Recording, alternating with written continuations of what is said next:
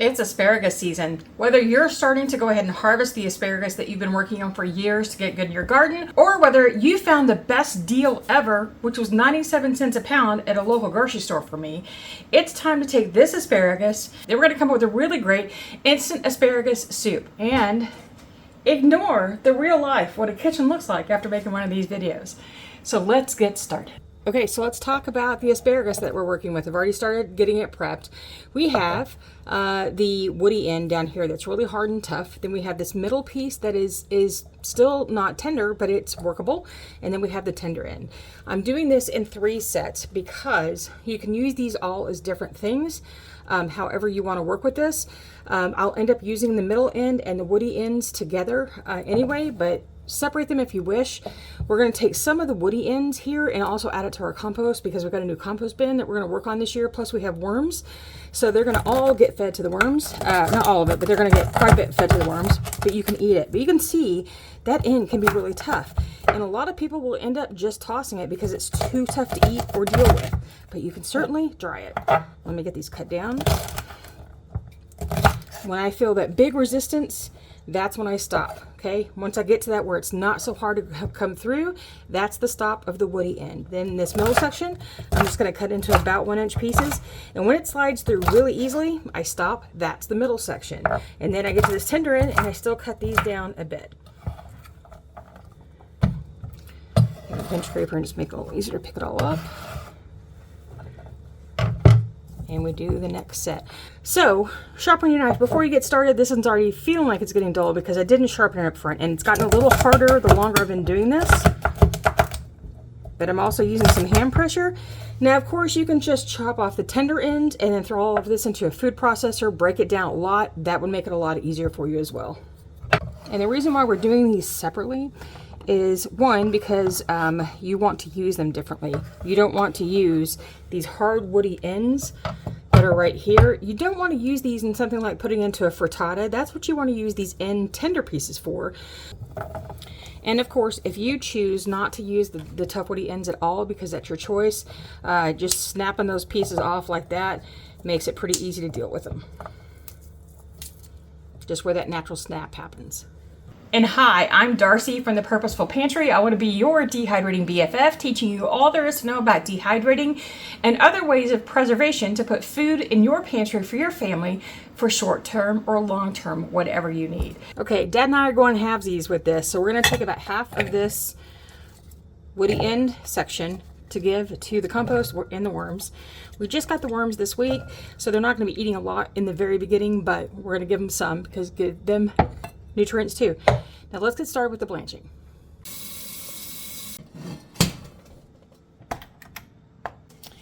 Okay, so what I've got here is a basket of the woody asparagus. When I blanch, I find that it's really helpful if you give things room, that you don't just cram everything into the boiling water.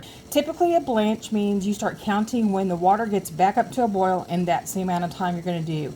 Sometimes I fudge that because if it's a tender plant, I don't worry about that as much because it's just not as necessary. But for these hard woody ones, we're going to give them really a lot of time to work. I may even cook them a little bit more than just a single blanch. But I'm already starting to see a boil. We would start the timer now. We need about 4 minutes. Okay, our time is up, and you can see this is what they look like. The color has gotten much brighter green. And that's what we're trying to do. We're trying to save the nutrients. We're trying to stop the enzymatic process that would turn these colors and let them lose their color over time. And it also breaks down all of these fibers.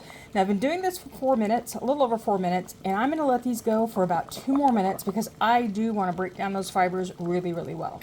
Okay, now we've had time. I'm going to let this drain. Look at that water. Remember, you can make soup with this water later. And then I'm going to come right into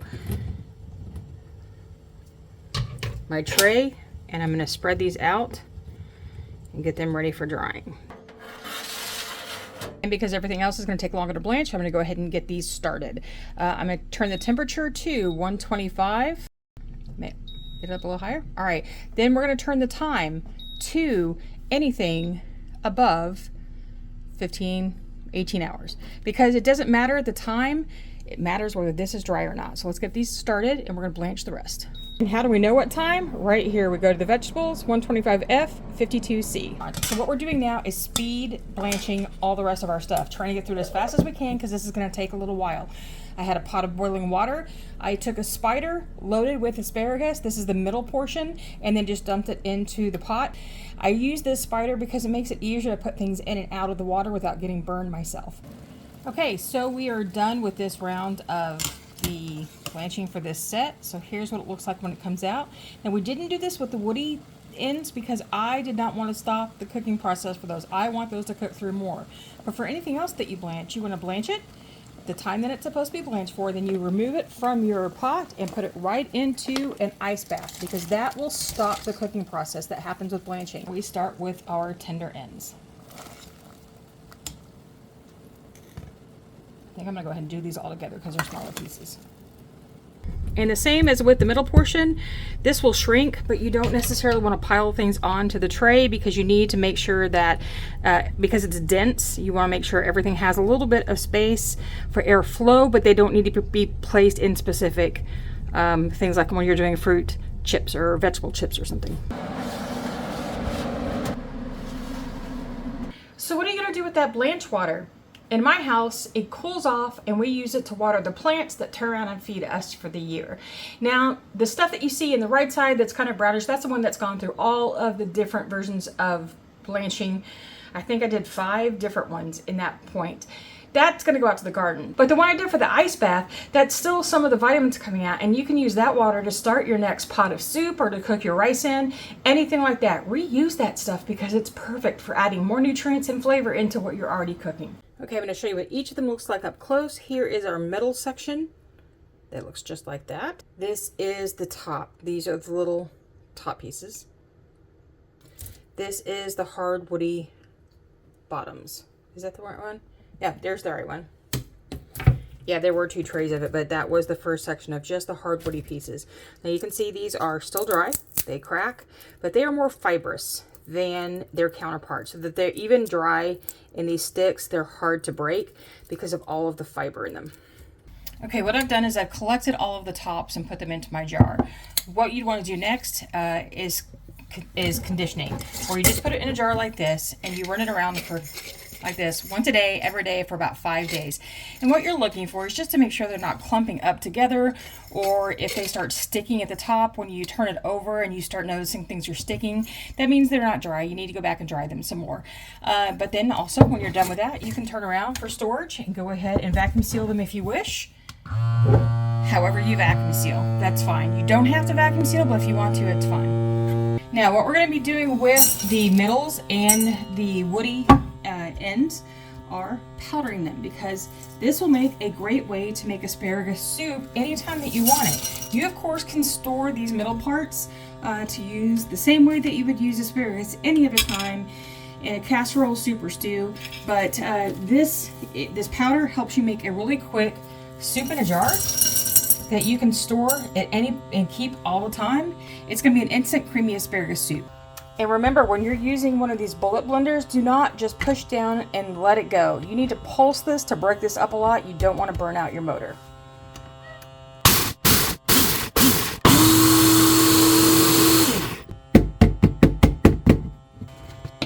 Okay, I just want to show you this. This is what the powder looks like after that amount of time that I was powdering this. You're going to see some little bit of chunks in there. You're going to see a lot of powder. It's up to you. If you want to powder this more to get a complete powder, you can run this through a sieve or through any kind of cheesecloth, pull out the solids, run them through again. And while I'm going to use a lot of these tops for things that I'm making, I'm also going to use some of them in our powder.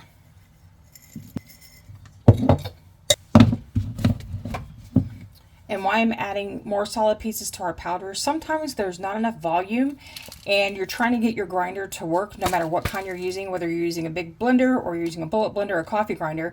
Sometimes when there's not enough volume in there, it can't process things through. So I tend to powder as much as I can, add a little bit more to it, and it gives more volume for those blades to kick up and move everything around. And you get a much finer grind when you do it that second time because it just is able to move everything around and get them in front of the blades better than that first round as it works. So here is our asparagus powder.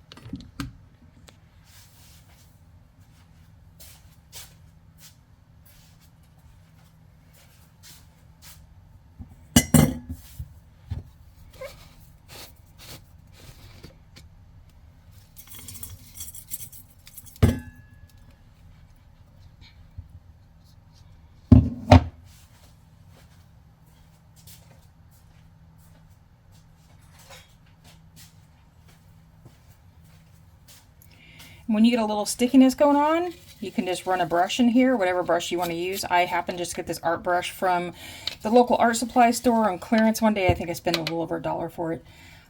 Do that in there, and that helps you save all of the powder that you worked so hard to create. I'm not vacuum sealing the powder at all because we're about to use it, so I can show you how to make the soup. This will last you about 2 years. This will last you about 6 to 12 months, depending on all of the factors that affect your storage. Cool, dark, dry storage, no change in temperatures, no hot storing. I know that my pantry tends to run on the hot side because it runs against the back wall of it is the garage. So our pantry tends to run a little hotter, so I know that my things won't store as long. And the more you break something down, the more you're exposing all of the surface area to air, heat, light, and moisture. So it makes things not last as long. All right, so let's start with our asparagus soup. Basically, we're going to be using arrowroot powder, chicken bouillon, onion flakes, or you can use onion powder. We have the asparagus powder, but you can also use asparagus pieces if you'd rather not powder it up. You can do that as well. Then we've got some milk, some garlic, some white pepper, and some Italian seasonings. They're going to go right into our pot. Then to that, I'm going to go ahead and add some boiling water. It's about 4 cups of water. I do that so that this gets a chance that as the stove starts heating up, this has a chance to start rehydrating and cooking all while you're ready to go. Now, who's to say that you can't add some other stuff to this? You want a little bit of carrots? Add some carrots. The basic recipe I have for this, I'm going to have linked down below in the description box so that you can print this off if you'd like it. And I've got... So when you use this in the end, if you do a whole version of it like this, it's about 3/4 of a cup total powder that you're going to use to make a soup that feeds about 4 people for a small cup. And there you go, some creamy asparagus soup right from your jar. So if you want to learn how to make more meals like this that are in a jar ready to go anytime you want, watch this right here. I'm teaching you how to make egg roll in a bowl and some other meals in a jar just like this. And until I see you again next time, remember, no matter what, nevertheless, she preserved. And are you still here? Are you going to help me clean up this mess? If not, I'll see you later.